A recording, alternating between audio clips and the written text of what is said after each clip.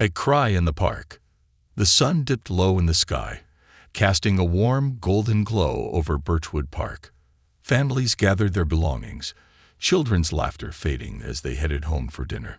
Officer Ethan Carter sat in his patrol car parked at the edge of the park, his fingers tapping absent-mindedly on the steering wheel. His thoughts, as usual, wandered to his daughter, Abby.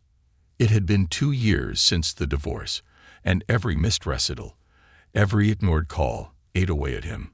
He tried to make peace with the choices that had brought him here. But tonight, the ache in his chest felt heavier than usual. Birchwood Park used to be Abby's favorite place. Now the swing swayed gently in the breeze, empty and silent. The crackle of his radio broke the stillness. All clear, came the routine update from the dispatcher. Ethan nodded to himself, prepared for another uneventful evening, when a small figure sprinted out of the trees ahead, heading straight for his car. Ethan sat up sharply. A boy, no older than 8, ran toward him, his face streaked with dirt and tears. His clothes were torn, his breath ragged. As he reached the patrol car, the boy flung himself against the door, gasping. "Help me!" The boy cried, his voice trembling. "Please, she's not my real mom." Ethan threw open the car door, instinct taking over. He knelt to the boy's level, scanning him for injuries. The child's arms were scraped, his jeans grass-stained, and there was a look of raw terror in his wide, dark eyes. "What's your name, buddy?" Ethan asked, his voice calm despite the storm brewing in his chest. "Isaiah," the boy whispered, clutching at Ethan's sleeve. "She's going to take me back. Don't let her." Before Ethan could respond, a woman appeared from the path, her blonde hair perfectly styled, her steps deliberate and confident. She wore a tailored blouse and slacks, her heels clicking against the pavement. "There you are, Isaiah," she called, her tone sugary but sharp. "You know better than to run off like that." Isaiah flinched, moving closer to Ethan, his small fingers clutching tighter. Ethan straightened, his training kicking in. Something about the woman felt off. She was too composed, her tone too measured for a mother chasing a scared child. "Ma'am, I need you to stay right there," Ethan said firmly, stepping between Isaiah and the woman. "Can you explain what's going on?" The woman stopped, smoothing her blouse. "I'm Heather Collins," she said, flashing a polished smile. "Isaiah is my adopted son. He's been having some issues with attachment and discipline. This kind of behavior isn't uncommon in children with trauma backgrounds." Isaiah tugged at Ethan's sleeve. "She's lying," he cried. "She's not my mom. My real mom is Monique. She works at the hospital. She sings to me and my sister, Layla, every night. Please, officer, you have to believe me." Ethan's heart sank as the boy's words poured out in a torrent. His experience told him to tread carefully, but the look in Isaiah's eyes, a mix of desperation and hope, cut through the protocol buzzing in his mind. Heather's expression tightened, though she quickly recovered. "Officer, he's been making up stories lately. It's a phase," she said, brushing a strand of hair from her face. "If you'll just help me get him into the car." "I think we need to sort this out first," Ethan interrupted. He knelt beside Isaiah, lowering his voice. "Isaiah, can you tell me more about your mom and sister?" Isaiah's small shoulders shook, but he steadied himself. "Mom smells like vanilla," he said softly, tears streaming down his face. "She makes the best mac and cheese with breadcrumbs on top. Layla's only 6. She's scared of the dark, but Mom always leaves the light on for her." The specific, heartfelt details tugged at Ethan. He glanced at Heather, whose composed demeanor was beginning to crack. Her eyes darted between him and Isaiah, her fingers gripping the strap of her designer purse. "Ma'am, I'm going to need to see some identification and proof of adoption," Ethan said, his tone firm. "We'll sort this out at the station." Heather's smile disappeared. "This is ridiculous," she snapped. "I'm his legal guardian. You're wasting my time." Ethan held his ground. "Then you have nothing to worry about." Heather opened her mouth to protest when Ethan's radio buzzed. Unit 12, CPS is en route to your location, the dispatcher reported. Relief flooded Ethan. Backup was coming, and with it, a clearer path forward. Heather's mask slipped entirely. "You'll regret this," she hissed, her voice low. "You have no idea who I am." Isaiah's grip on Ethan's arm tightened. "Don't let her take me," he whispered. "She'll hurt me again." Ethan's jaw tightened. "You're safe now, Isaiah," he said, standing protectively between the boy and Heather. "No one's going to hurt you." As the sun dipped below the horizon, casting long shadows over the park, Ethan knew this was only the beginning. Whatever dark truths lay behind Heather's polished facade, he was determined to uncover them. Isaiah and his sister deserved nothing less. The hidden truth. The low hum of the fluorescent lights in the precinct buzzed like an anxious heartbeat. Ethan Carter sat at his desk, Isaiah curled up in the chair beside him, wrapped in a gray precinct blanket. The boy's small form looked even more fragile under the harsh lighting. He clung to a styrofoam cup of hot chocolate, though the marshmallows had long since melted. Across the room, Heather Collins sat stiffly in an interrogation room, her carefully cultivated image fraying at the edges. Through the one-way glass, Ethan could see her tapping her perfectly manicured nails on the table, her lips moving as she argued with her lawyer. The door to Ethan's office opened quietly, and Sandra McLeod, the CPS caseworker, stepped inside. She was a tall woman with a no-nonsense demeanor, her gray curls pinned back neatly. Her eyes softened when she saw Isaiah. "How's he holding up?" Sandra asked in a low voice. Ethan glanced at the boy, who was focused on the cup in his hands, staring into it like it held answers. "He's exhausted, but he's holding on. He's stronger than most adults I know." Sandra nodded, her expression thoughtful. "I've got an emergency foster placement lined up for him, a good family. But he won't go without you. He's latched onto you, Ethan." Ethan exhaled. "I'm not surprised. He's been through hell, Sandra, and he's terrified we'll send him back to her." Sandra crossed her arms. "I've seen enough cases to know when a kid's telling the truth. This boy's not making up stories." Ethan leaned back, rubbing a hand over his face. "That's what worries me. He's describing things no kid should ever have to go through. And if he's right about there being a sister, we need to find her." Sandra's brow furrowed. "I'll get a search team working on it. We'll start cross-referencing missing persons reports with the names he gave us." Ethan nodded, pulling a folder closer. "In the meantime, I've got Heather's so-called adoption paperwork. It's riddled with errors. Missing signatures, dates that don't match. And get this, Judge Bradford signed off on it. The same judge whose name keeps popping up in sketchy adoption cases." Sandra's lips pressed into a thin line.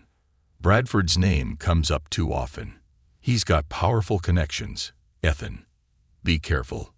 Ethan glanced at Isaiah, who was now looking up at him with wide, wary eyes. "Careful isn't going to cut it, Sandra. Not when kids like him are getting caught in the cracks." Isaiah stirred, his voice small but determined. "Are you gonna find Layla?" Ethan crouched beside him, his voice steady. "I promise you, Isaiah, we're going to find her. But I need your help. Can you remember anything else about where she might be?" Isaiah's small hands tightened around the cup.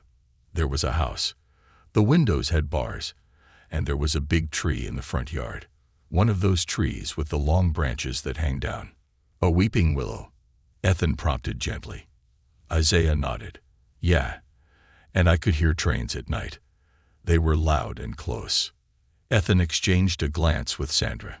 "That narrows it down. There's only one rail line near town with houses like that." And Isaiah added, his voice trembling, "There were other kids there. They were scared, like me. They told me Layla was in another house, but I didn't know if they were telling the truth." Ethan's chest tightened. Other kids. This wasn't just about Isaiah and Layla. It was bigger than that. The precinct buzzed with activity as Sandra left to mobilize CPS resources. Ethan stayed with Isaiah, speaking softly to keep the boy calm as officers worked to piece together the fragments of the story.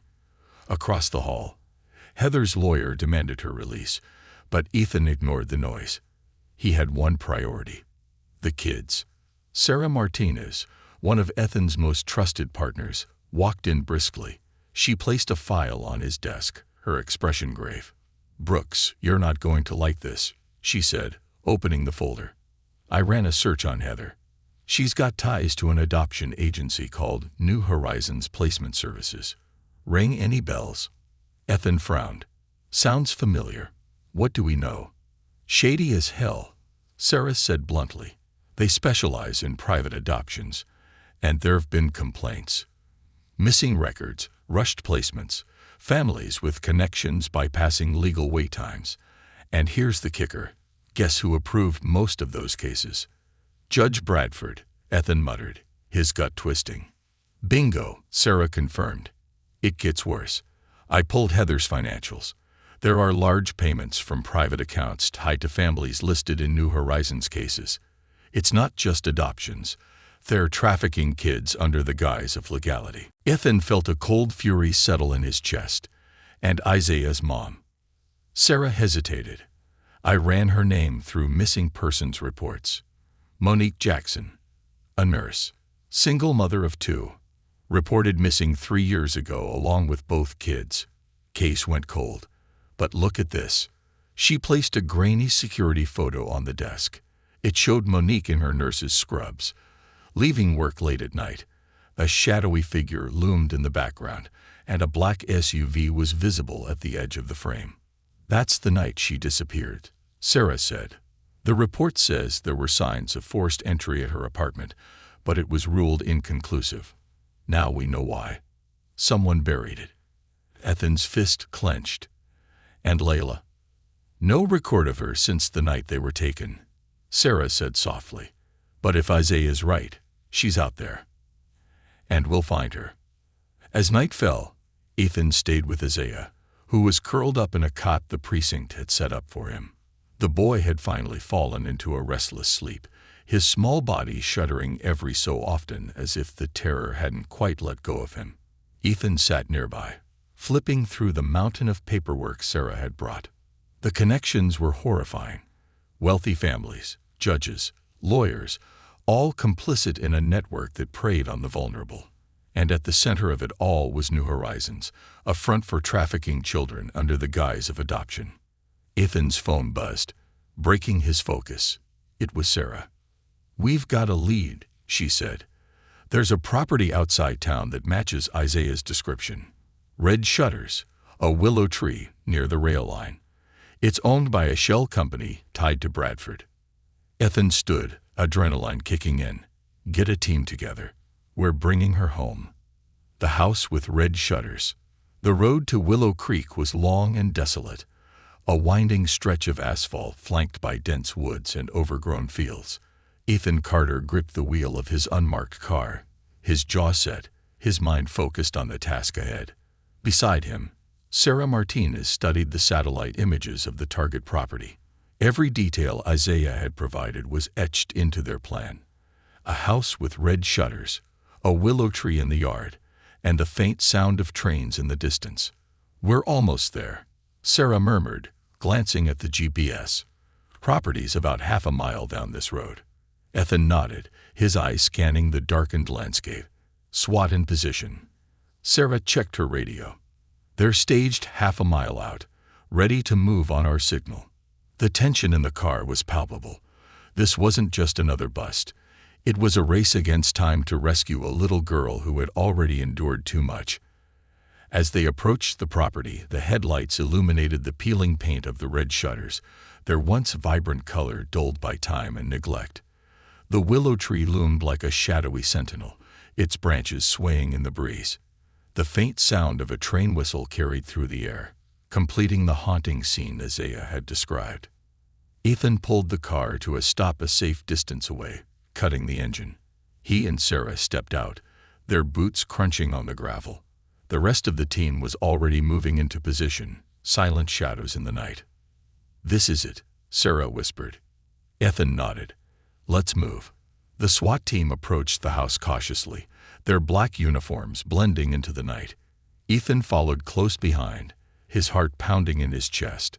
He thought of Isaiah, of the fear and hope in the boy's eyes when he described this place. "We're coming for you, Layla." The lead SWAT officer signaled for the team to stack against the door. With a silent countdown, they breached the entrance. The door splintered inward with a deafening crack, and the team swept inside, their weapons trained. The interior was dark and silent, the air heavy with mildew and despair. The living room was sparsely furnished, with a threadbare couch and a coffee table littered with empty bottles. Ethan's flashlight swept across the walls, revealing faint scratches near the baseboards. His stomach churned. "Clear," a voice called from the kitchen. "Moving upstairs," another officer reported. Ethan followed the second team, his steps careful but swift. The upstairs hallway was lined with closed doors, the faint sound of shuffling feet audible behind one of them. They reached the first door, and the lead officer signaled to Ethan. With a nod, Ethan turned the knob, pushing the door open. The flashlight beam illuminated a small, barren room. A cot with a thin mattress sat in the corner, and the window was barred. Children's drawings covered the walls, depicting scenes of trains, trees, and a smiling woman Ethan guessed was Monique. In the center of the room, a little girl sat on the floor, her knees drawn to her chest. She looked up, her dark eyes wide with fear. Her braided hair was matted, her face pale and hollow. But despite her frailty, there was a flicker of recognition when her gaze met Ethan's. "Layla?" Ethan asked softly, lowering his weapon. The girl hesitated, then nodded. Are you here to take me home?" Ethan crouched down, his voice gentle. "Yes, Layla. Your brother Isaiah sent us. You're safe now." Her eyes filled with tears, and she whispered, "They told me he was dead. They said no one was coming." Ethan's throat tightened, but he forced himself to stay calm. "They lied, Layla. Isaiah never stopped looking for you, and neither did we." The SWAT team continued clearing the house as Ethan stayed with Layla, wrapping her in his jacket. She clung to him as they walked outside, her small frame trembling against his. Sarah met them on the porch, her expression a mix of relief and determination. "There are more," Sarah said quietly. "We found 2 other kids in the basement, locked in a room with barred windows. And there's a ledger in the office, names, dates, prices. This place is a trafficking hub." Ethan's jaw clenched. "We'll shut it down." As they carried Layla to the waiting ambulance, she began to sob quietly. "I want my mom," she whispered. "I want Isaiah." Ethan's heart broke for her, but he kept his voice steady. "Isaiah's waiting for you, Layla. And we're going to make sure you're never separated again." Hours later, back at the precinct, Ethan sat with Layla in the quiet of his office. She was wrapped in a blanket, her face pressed against his shoulder as she dozed. He couldn't help but notice how much she resembled Isaiah. The same strength in her small frame, the same resilience in her eyes. The door opened, and Sandra stepped inside, her face pale. "We've got a problem," she said softly. Ethan gently shifted Layla to the couch before standing to face Sandra. "What is it?" "It's the adoption agency," Sandra said, handing him a stack of documents. "New Horizons is bigger than we thought. We've identified over 50 kids trafficked through their system, and Judge Bradford's name is on almost every case." Ethan flipped through the pages, his anger mounting. And the families. Some of them knew. Others, they were just desperate to adopt and didn't ask questions. But the ones who knew, they're just as guilty. Ethan's eyes narrowed. "And Heather?" "She's talking," Sandra said, "trying to cut a deal. But what she's giving us could blow this wide open." That evening, Isaiah arrived at the precinct, escorted by Mrs. Reynolds, his temporary foster mother. He clung to her hand, his eyes scanning the room anxiously. When he spotted Layla, his face lit up, and he ran to her. "Layla," Isaiah cried, throwing his arms around his sister. Layla sobbed as she hugged him back, her small frame shaking with emotion. Isaiah, they said you were gone. I promised I'd find you, Isaiah said fiercely. And I did. Ethan watched the reunion, a lump forming in his throat. Despite everything these kids had been through, their bond remained unbroken. As the siblings clung to each other, Ethan stepped outside to take a call from Sarah. What's the update? He asked. We've got warrants for Bradford and the agency directors, Sarah said. And Heather just named 2 more properties. This operation is bigger than we thought, Ethan, but we're shutting it down. Ethan nodded, his resolve solidifying. Keep me posted. And Sarah, yeah. Make sure we get enough evidence to bury them. No loopholes. No deals. You got it. Ethan hung up and returned to the office, where Isaiah and Layla sat together on the couch, talking quietly. He knelt beside them, his voice gentle. You're both safe now, he said, and we're going to make sure you stay together. No one's going to hurt you again. Isaiah looked up, his expression determined. What about the bad people? Are you going to stop them? Ethan nodded. We are. And you helped us do that, Isaiah. You were brave enough to tell the truth. And because of you, we're going to save a lot of kids. Layla reached for her brother's hand, her small fingers gripping his tightly. Mom always said love makes us strong, she whispered, even when we're scared. Ethan felt a wave of emotion rise in his chest. These kids had endured so much, but they hadn't lost their hope, their courage, or their love for each other. It was a reminder of why he'd taken this job in the first place. To protect the innocent, to fight for justice, and to give children like Isaiah and Layla a chance at a better future. And this time, he wouldn't fail. The shadows of justice. The precinct buzzed with the kind of energy that only came with a high-stakes operation. The air was thick with tension as officers moved purposefully, files exchanged hands, and plans were fine-tuned. Ethan Carter leaned against the edge of his desk, the glow of his computer screen casting sharp shadows on his face. He stared at the mugshot of Judge Thomas Bradford, the man who had signed off on dozens of fraudulent adoption cases, each one tied to a child's stolen life. The door to the precinct opened, and Sarah Martinez strode in, her expression as sharp as the stack of papers clutched in her hand. She tossed them onto Ethan's desk with a grim look. We've got him, she said. Bradford's fingerprints are all over this operation. Bank records, wire transfers, even emails coordinating which kids would be taken and where they'd be sent. Ethan picked up one of the papers, his jaw tightening as he scanned the contents. And Heather. She's singing like a canary, Sarah said, folding her arms. But she's trying to downplay her role, blaming everyone else. Claimed she only went along because of pressure from higher-ups. Pressure, Ethan muttered, the word bitter on his tongue. And what about the kids? Sarah sighed, rubbing her temple.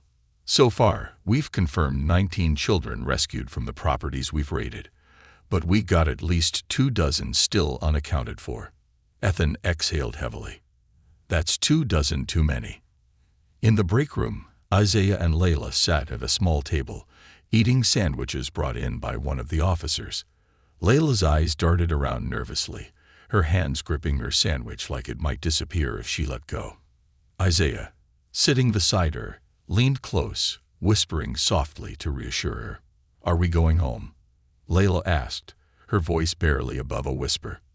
Isaiah hesitated, then glanced at Ethan, who had just entered the room.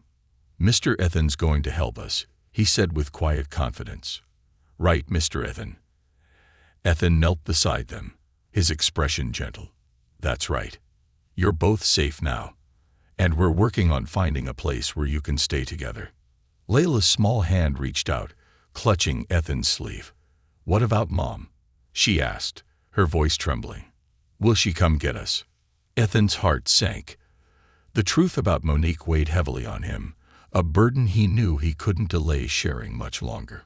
But looking at Layla's hopeful face and Isaiah's protective stance, he decided to wait just a little longer. They needed time to heal, to feel safe, before the weight of that loss was placed on their shoulders. "Right now," Ethan said carefully, "we're focusing on keeping you both safe. That's what your mom would want." Isaiah nodded solemnly, as though he understood the unspoken words behind Ethan's reassurance. Layla, still clinging to his sleeve, finally relaxed a little, her small frame leaning into her brother's side. In the main office, Ethan returned to his desk, where Sarah was pulling up surveillance footage from one of the raided properties. The video showed a dingy basement with barred windows, stacks of files piled on a rickety table. Children's voices echoed faintly in the background. "This is from the Willow Creek property," Sarah said, clicking through the footage. "We're cross-referencing the files we found there with missing persons reports. But here's the kicker. Bradford was on site 2 days ago." Ethan straightened, his pulse quickening. "At the house?" Sarah nodded grimly.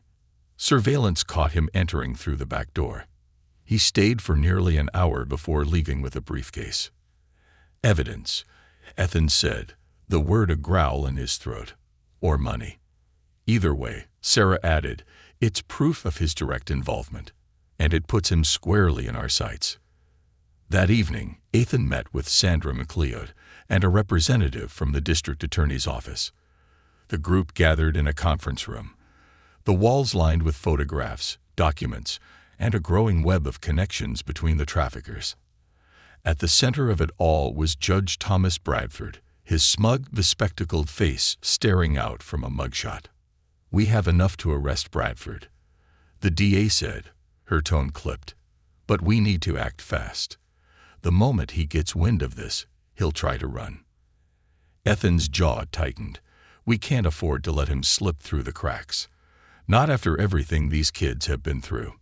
Sandra nodded in agreement. "These children need closure, Ethan. And for that, they need justice. We can't let this man buy his way out." The raid on Bradford's estate took place just before dawn. Ethan, dressed in tactical gear, joined the SWAT team as they breached the gates of the sprawling mansion.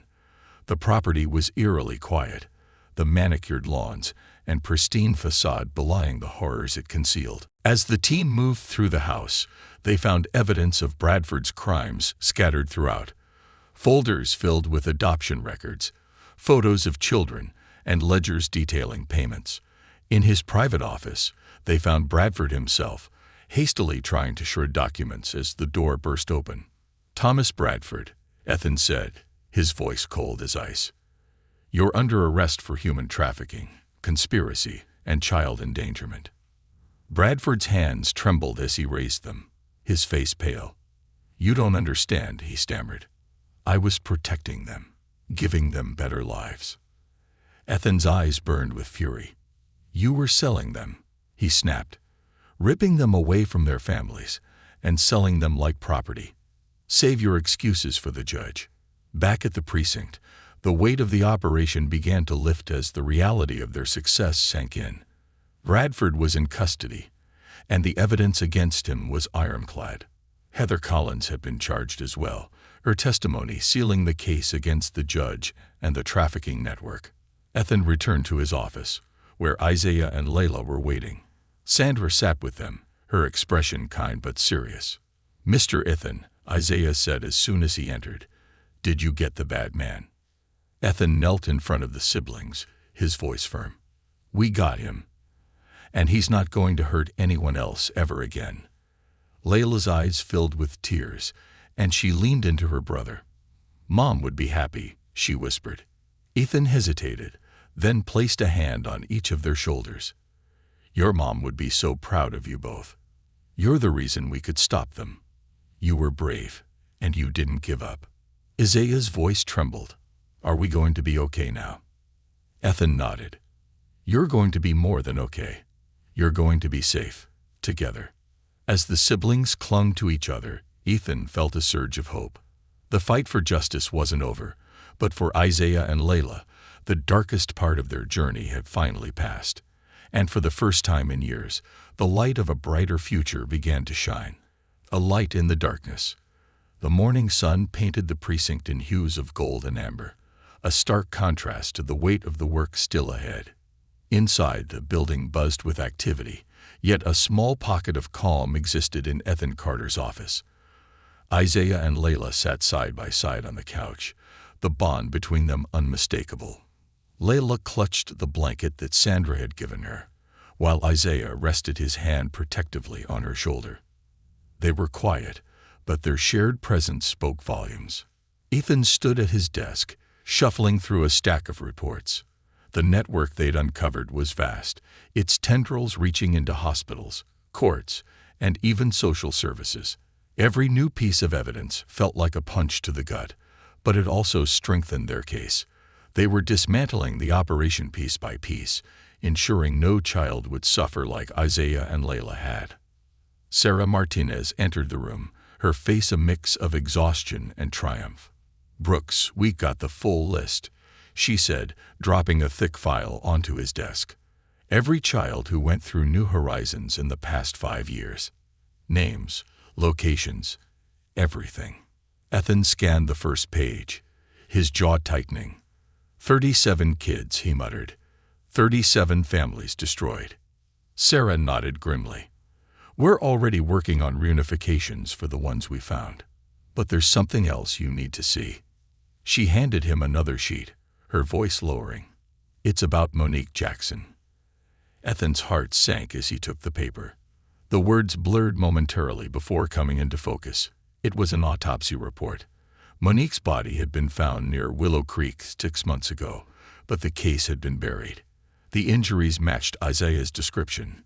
She'd fought hard, but the traffickers had overpowered her. She died protecting them, Sarah said softly. "They tried to cover it up, but we've got the proof now." Ethan glanced at the siblings on the couch. Isaiah was whispering something to Layla, trying to make her laugh. The light in their eyes had started to return, but he knew this truth would dim it once more. That afternoon, Ethan took the children to the park. It was the same one where he'd first met Isaiah, but now the setting felt different. The playground was alive with the laughter of children, the breeze carrying the scent of freshly cut grass. Ethan sat on a bench, watching as Isaiah gently pushed Layla on the swings. "Higher," Layla called, her voice light and filled with joy Ethan hadn't heard before. Isaiah grinned. "I'm trying." For a moment, it was as if they were just two kids enjoying an ordinary day. But Ethan knew the reality would catch up with them soon enough. He had to tell them the truth about their mother. There was no avoiding it. When the siblings finally grew tired and joined him on the bench, Ethan cleared his throat. "Isaiah, Layla, there's something we need to talk about." The smiles faded from their faces, replaced by a mix of curiosity and apprehension. Isaiah straightened, his hand reaching instinctively for Layla's. "It's about your mom," Ethan began, his voice steady but heavy. "We've been looking for her, and we found out what happened." Layla's eyes filled with hope. "Is she okay? When can we see her?" Ethan took a deep breath. "Your mom loved you both more than anything.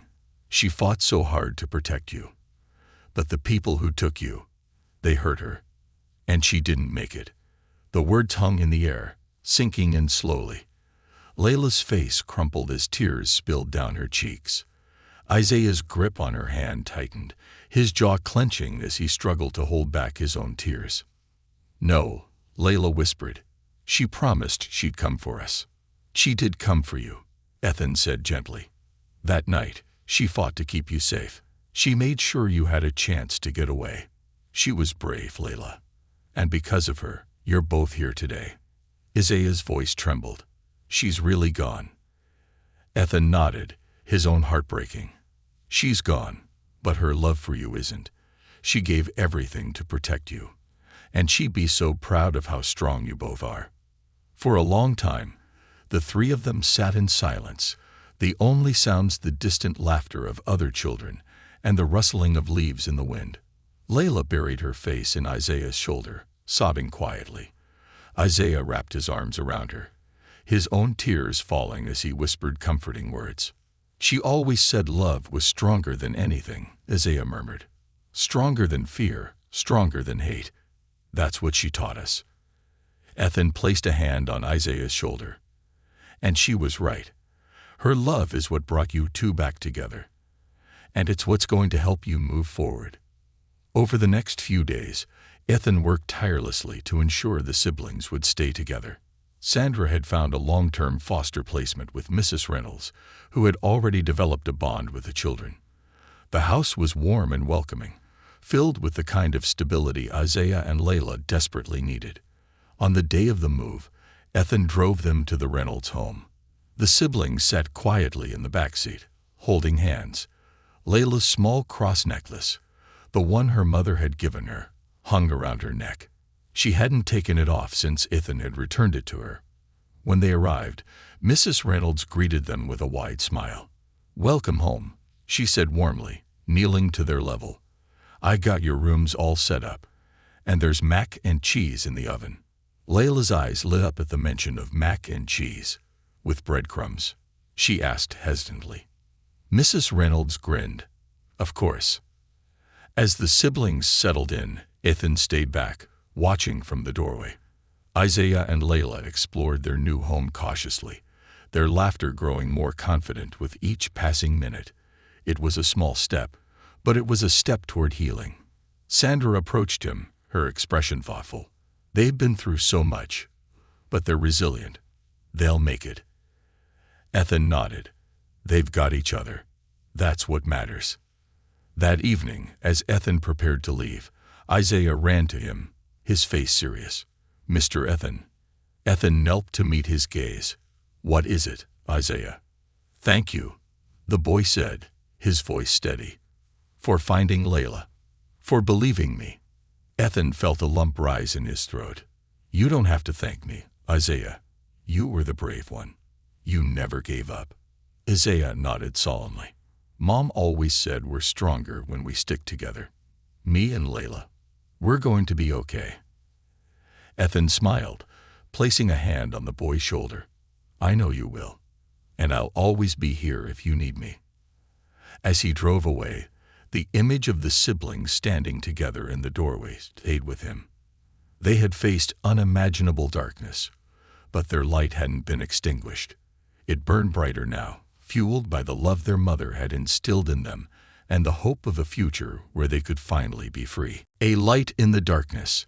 The setting sun bathed Mrs. Reynolds' home in a golden glow, its warmth reflected in the smiles of Isaiah and Layla as they explored their new surroundings. The house was cozy, with bookshelves lined with stories waiting to be read and soft rugs that invited comfort. A backyard garden bloomed with vibrant flowers, their fragrance filling the air as the siblings wandered outside. Ethan stood near the edge of the yard, his arms crossed, watching as Isaiah pointed to a patch of sunflowers. Layla tilted her head, curious, before darting forward to touch the tall stalks. They both laughed, a sound so pure it was almost jarring after the tension and fear that had defined their lives for so long. "You did good, Ethan," Sandra said, stepping up beside him. Her voice carried a rare note of approval. "They're safe, together. That's more than most kids in their situation get." Ethan exhaled deeply. It doesn't feel like enough. Their mom should still be here. Sandra's expression softened. Monique gave them what they needed most, love and resilience. You made sure they didn't lose that. Don't underestimate how much that matters. He nodded, though the weight of Monique's absence still pressed heavily on him. "We're not done yet. Bradford, Heather, and the rest of that network, they're not getting away with this. You've got the evidence, the testimonies," Sandra said firmly. "We'll make sure they face justice." As the evening settled in, Mrs. Reynolds called the children inside for dinner. Layla hesitated at first, looking over her shoulder toward Ethan, her small frame silhouetted against the warm light spilling from the kitchen window. "Go on," he said gently, waving her forward. "I'll be here." She gave him a shy smile before taking Isaiah's hand and walking inside. The sight tugged at Ethan's heart. Their bond was unshakable, a testament to Monique's love and the strength she passed on to her children. Later, as the stars began to dot the sky, Ethan sat on the front porch steps, deep in thought. His phone buzzed in his pocket, breaking the silence. It was Sarah. "I've got updates," she said without preamble. "Bradford's trying to cut a deal. He's offering full cooperation in exchange for reduced charges." Ethan's jaw tightened. Reduced charges? For trafficking kids and destroying families. "I know," Sarah said. "But the DA is considering it. His testimony could take down the entire network, not just the local players." Ethan ran a hand over his face, frustrated. "And the families? The kid he ripped apart. What kind of justice do they get?" Sarah hesitated. "I don't have an answer for that, Brooks. But for now, Bradford's in custody, and the operation's shut down. That's something." "It's not enough," Ethan muttered. "It's never enough." The following day, Ethan returned to Mrs. Reynolds' home, carrying a small box. When he knocked on the door, it was Isaiah who answered, his eyes lighting up at the sight of him. "Mr. Ethan," he exclaimed, stepping aside to let him in. Layla peeked out from behind a chair, a shy smile tugging at her lips. "Hey, buddy," Ethan said, ruffling Isaiah's hair. He held up the box. "I brought something for you and Layla." The siblings gathered around as Ethan opened the box, revealing 2 journals and a set of colored pencils. "Your mom taught you that memories are important," Ethan said.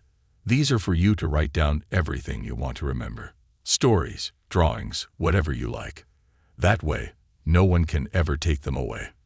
Layla's fingers brushed over the cover of her journal, her eyes wide. "Like a treasure," she whispered. "Exactly," Ethan said with a smile. "Your memories are your treasures. And they're yours to keep." Isaiah hugged the journal to his chest. "Thank you," he said softly. "Mom would like this." "I think so too," Ethan replied, his voice thick with emotion. That night, as Ethan prepared to leave, Isaiah followed him to the door. "Mr. Ethan." "Yeah, buddy." Do you think Mom can see us?" Isaiah asked, his voice trembling slightly. Ethan crouched down, meeting the boy's gaze. "I do. And I think she's proud of you both. She fought so hard to keep you safe, and she'd be so proud of how brave you've been." Isaiah nodded, his expression solemn but determined. "I'll take care of Layla, just like Mom would want." "You already are," Ethan said, his voice steady. "And you're doing a great job." As he stepped outside, the cool night air washing over him, Ethan felt a rare sense of peace. The road ahead would still be challenging. Court battles, emotional healing, and the weight of ensuring justice. But Isaiah and Layla had each other, a safe home, and the resilience their mother had instilled in them. That was a foundation no one could take away. Ethan glanced back at the house one last time before driving away, the warm light from the windows a beacon of hope in the darkness. It wasn't a perfect ending, but it was a new beginning, one filled with love, strength, and the promise of brighter days ahead. The fight for justice. The courthouse buzzed with an energy that was both charged and expectant. Families of victims sat on one side of the gallery, their faces etched with pain and quiet determination. Across the aisle, lawyers whispered furiously with their wealthy clients, including Judge Thomas Bradford and Heather Collins. The weight of the day's proceedings hung in the air like a storm cloud. Ethan Carter stood near the entrance, watching the room fill. His badge felt heavier than usual, pinned over his heart, as if to remind him of the oath he'd taken. He hadn't seen Isaiah and Layla yet, though Sandra had assured him they would arrive soon. They were here for closure, to see the people who had torn their family apart finally face justice. As if on cue, the door opened, and Sandra stepped in with Isaiah and Layla in tow. They looked small amidst the towering adults around them, but there was a quiet strength in the way they carried themselves. Isaiah's hand rested protectively on Layla's shoulder as they scanned the room, their eyes locking on Ethan. They made their way to him, Layla clutching the journal he had given her. "Mr. Ethan," Isaiah said, his voice steady but soft, "is today the day?" Ethan knelt to meet their gaze. "It's the start, Isaiah. The day we make sure people like Bradford and Heather can't hurt anyone else. Layla glanced toward the defendants, her small hand gripping the edge of her journal. "Will they go to jail?" she asked, her voice barely above a whisper. "They will," Ethan assured her, "and they won't be able to hurt anyone ever again." The proceedings began with the prosecutor's opening statement. She outlined the charges against the trafficking network: conspiracy, kidnapping, human trafficking, child endangerment, and, in Bradford's case, abuse of power. Each word landed like a blow, and the gallery listened in silence, the scope of the crimes unfolding like a dark tapestry. Isaiah and Layla sat beside Ethan, their eyes wide as they listened. When the prosecutor mentioned their mother, Ethan felt Isaiah stiffen beside him. He placed a reassuring hand on the boy's shoulder, silently reminding him that he wasn't alone. One by one, witnesses took the stand. CPS workers, former victims, and law enforcement officers detailed the operation's inner workings. The ledger found at the Willow Creek property was entered into evidence, its meticulous records painting a horrifying picture of the trafficking ring's scope. When Heather Collins was called to testify, the gallery fell silent. She walked to the stand with a forced composure, her polished facade cracking under the weight of the truth. "Heather Collins," the prosecutor began, "can you confirm your involvement in the illegal adoption of Isaiah and Layla Jackson?" Heather hesitated, glancing at Bradford, who sat stone-faced at the defense table. Finally, she nodded. "Yes," she said, her voice trembling. "I participated in the adoption process. And you were aware that the adoption was illegal, that these children were forcibly taken from their mother." Heather's lips quivered. I didn't know the full extent at first, but yes, I knew." A murmur rippled through the gallery, anger and disbelief mingling in the air. Heather's admission, though damning, was hollow, a desperate attempt to save herself at the expense of the truth. The trial stretched into the afternoon, each new piece of evidence tightening the noose around the defendants. Finally, the prosecutor introduced the testimony of Isaiah Jackson. The courtroom hushed as the boy walked to the stand, his small frame dwarfed by the imposing chair. Ethan watched as Isaiah took the oath, his face calm but serious. Layla clutched Ethan's hand tightly, her wide eyes fixed on her brother. "Isaiah," the prosecutor began gently, "can you tell us about the day you were taken from your mother?" Isaiah nodded, his voice steady but filled with emotion. "It was nighttime. Mom was making dinner, and Layla was doing her homework. There was a noise at the door, and Mom told us to run." He paused, his hands gripping the edge of the chair, but they were waiting for us outside. Men in black clothes. They grabbed us, and when Mom tried to stop them, they hurt her. The courtroom was silent, the weight of Isaiah's words hanging heavy in the air. Even the defendants shifted uncomfortably in their seats. "Do you remember what happened after that?" the prosecutor asked. "They put us in different cars," Isaiah said, his voice trembling slightly. "They told me Mom didn't want us anymore, that she gave us away. But I knew it wasn't true. Mom loved us. She always said love was stronger than anything." Tears welled in Layla's eyes as she listened, but she didn't look away. Ethan squeezed her hand gently, his heart aching for them both.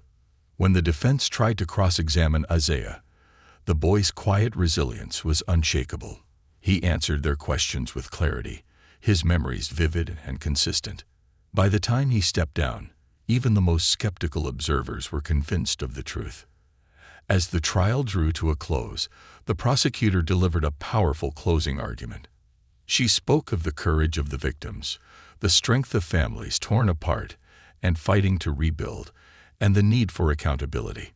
Her words resonated deeply, leaving the gallery in thoughtful silence as the judge prepared to deliberate. The verdict came 3 days later. Ethan, Isaiah, and Layla sat in the front row as the judge read the charges. Bradford, Heather, and several other defendants were found guilty on all counts. Sentencing would follow, but the weight of the verdict brought a sense of closure to the courtroom. Isaiah turned to Ethan, his expression a mix of relief and sadness. "Does this mean it's over?" Ethan nodded. "It means they can't hurt anyone else. and it means your mom's fight wasn't in vain. Outside the courthouse, families gathered, their voices mingling in a chorus of relief and hope. Isaiah and Layla stood with Ethan, the sunlight warming their faces. "What happens now?" Layla asked softly. Ethan crouched beside her. "Now you get to move forward. You have each other, and you have people who care about you. That's what your mom wanted most." Isaiah reached for his sister's hand, his grip firm. "We'll be okay," he said, his voice filled with quiet determination. "We're stronger together." Ethan smiled, pride swelling in his chest. "You are. And if you ever need me, I'm just a call away." As he watched the siblings walk toward Sandra and Mrs. Reynolds, Ethan felt a sense of peace he hadn't known in years. Their journey wasn't over, but they were no longer defined by the darkness they had endured. They had reclaimed their light, and with it, their future.